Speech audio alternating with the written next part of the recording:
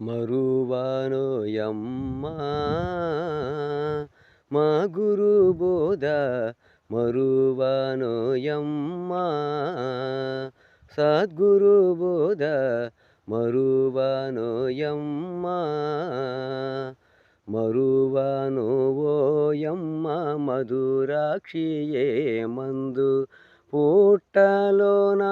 ఉన్న goat below చేసి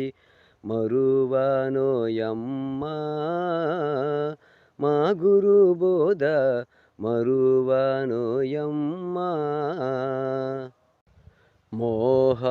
మోహపాశములు మొదటికి తెగవేసి